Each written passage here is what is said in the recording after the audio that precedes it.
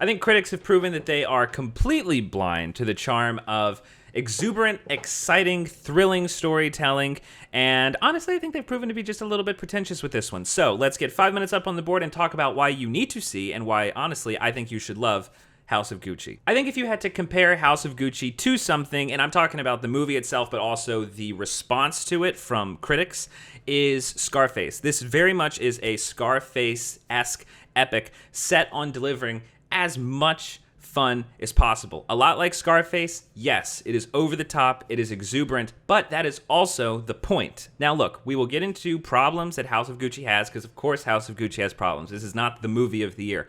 But imagine for a second if we got a mediocre response from critics because, oh, yeah, Serpico was just rotten. It didn't have anywhere near enough laughs. Or Saw was insufferable because it failed at delivering on the happy ending. Or Little Women, I could hardly even get through that movie because they edited the whole thing out of order.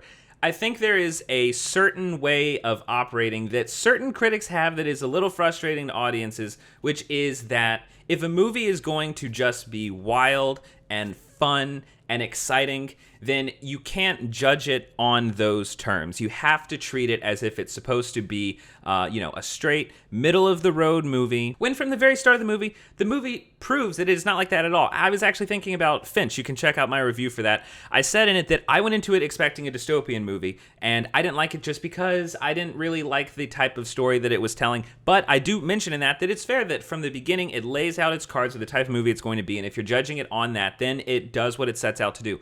From the very beginning of this movie, House of Gucci proves and shows that it is here to have a very, very fun, over-the-top, and exciting time on a very epic scale. And I think, well, first of all, I love those types of movies. I also think that it succeeds at that completely. It really feels like critics have gone for very cheap points in pointing out flaws. The movie from the very first, I would say 10 minutes, you know absolutely the type of movie that you're getting. So to say then, oh, there are flaws in this movie, and to point out things like, well, Jared Leto and Al Pacino chew the scenery. What else are they supposed to do? Have you not seen the type of movie that the movie's telling you it's going to be? Or you complain about the length. It's like, okay, I'm sorry, Ben-Hur was 3.5 hours. It opens up with chariot races, and you're set in ancient times. Like, if a movie is announcing that it's going to be an epic, and then you say, well, I'm just not really in it for the length, then it's kind of like, okay, well, then you're not in it for this type of movie, so just say that. You don't have to say it's a bad movie. And then tons of critics have come out saying that Ridley Scott's style is dull. I feel like it is worth holding up a name like Gucci. I think that it works in lockstep with what that brand would demand if you're going to make a movie about that lifestyle and about that family. It's a ton of fun whenever it comes from a technical, stylistic perspective. But it does have some issues, a few issues that I have. The Selma Hayek character sucks. I really do not understand what that character is there for. The movie is silly.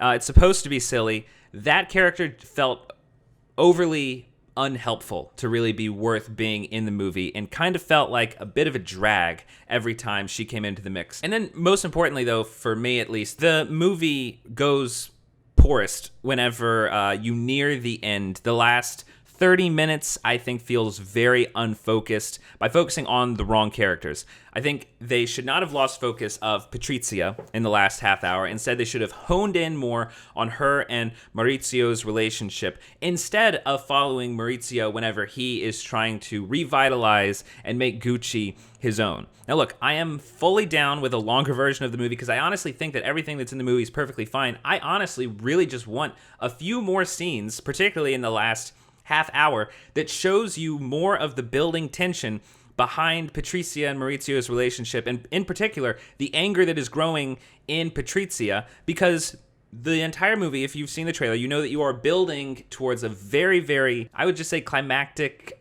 resolution to what is going on. And I think that once that sequence of events comes into play, it feels like you're robbed of an emotional gut punch because the movie took a total just 90-degree turn, was focusing on something totally different, and then once it actually had to pull off what it was promised at the start of the movie, you're kind of like, oh yeah, no, that's right. I forgot we're focusing on that. Overall, with House of Gucci, I feel a level of frustration seeing just this kind of middle-of-the-way response. I think as part of the reason the Rotten Tomatoes is ridiculous, but also unfair for a movie that is trying to entertain at a level that we don't really get very much. It's worth your time. I think it's worth your money. Leave your review down below in the comments, and please be sure to subscribe to 5 Minute Critic for future updates on reviews and movie news.